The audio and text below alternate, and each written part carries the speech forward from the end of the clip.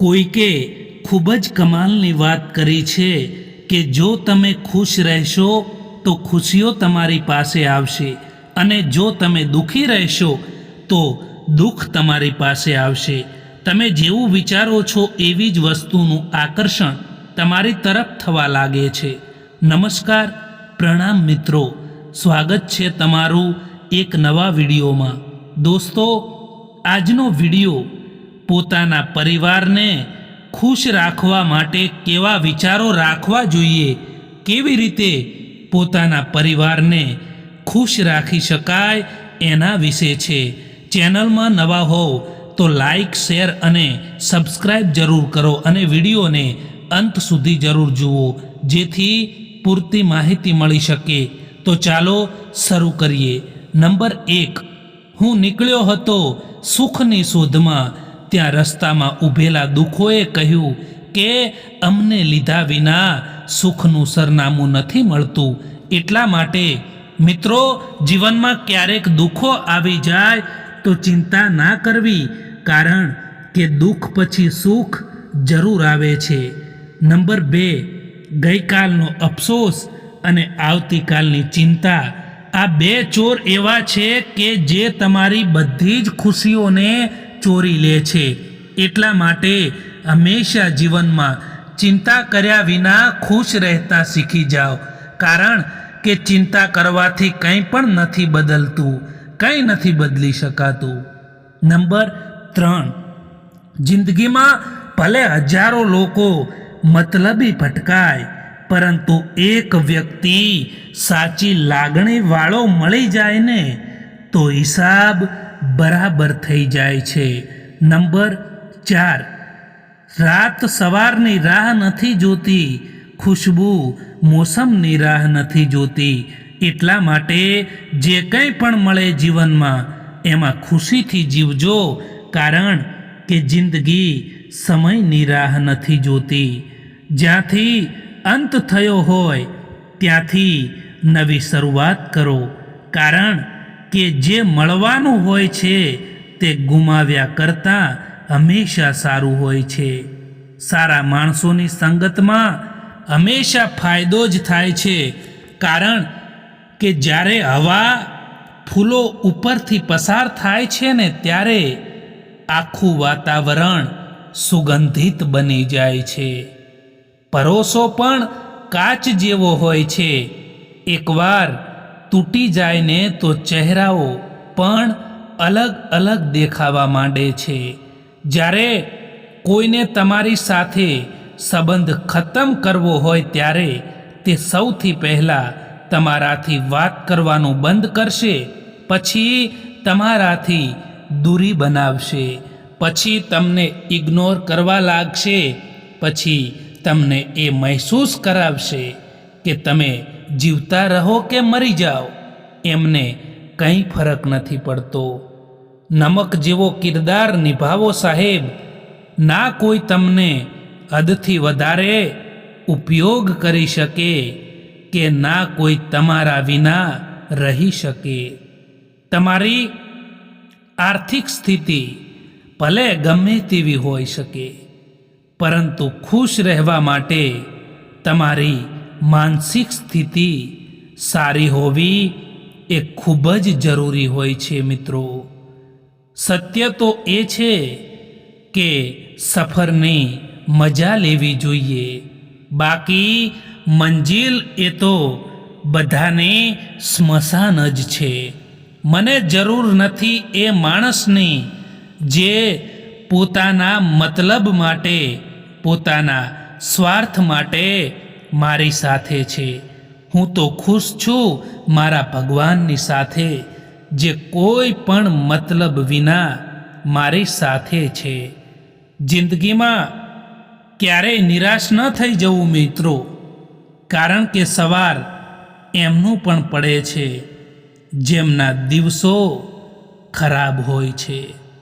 જિંદગીમાં ખતમ થવા જેવું કંઈ પણ નથી હોતું, હંમેશા એક નવી શરૂઆત તમારો ઇંતજાર કરી રહી હોય છે.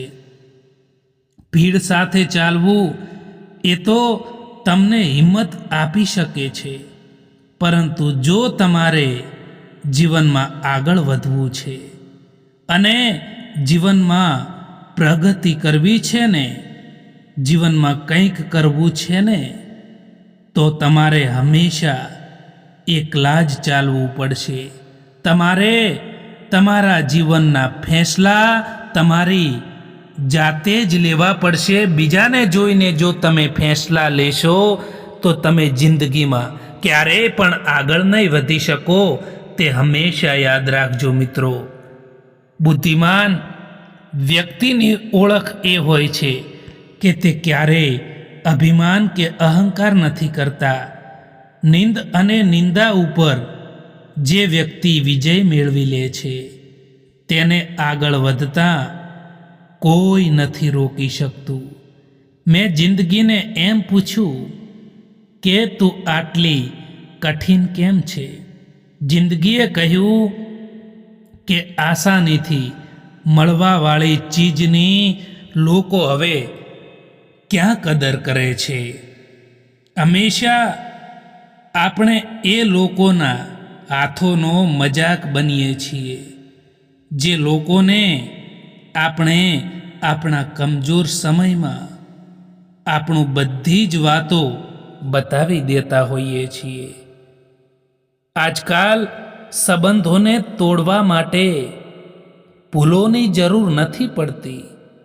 જો સ્વાર્થ પૂરો થઈ જાય ને તો સંબંધો આપોઆપ તૂટી જાય છે.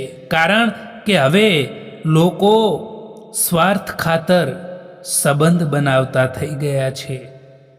કોઈના સારા સમયમાં બેસવું એ તો સરળ વાત છે, પરંતુ કોઈના મુશ્કેલ સમયમાં કામ આવે એવા લોકો ખૂબ જ ઓછા હોય છે.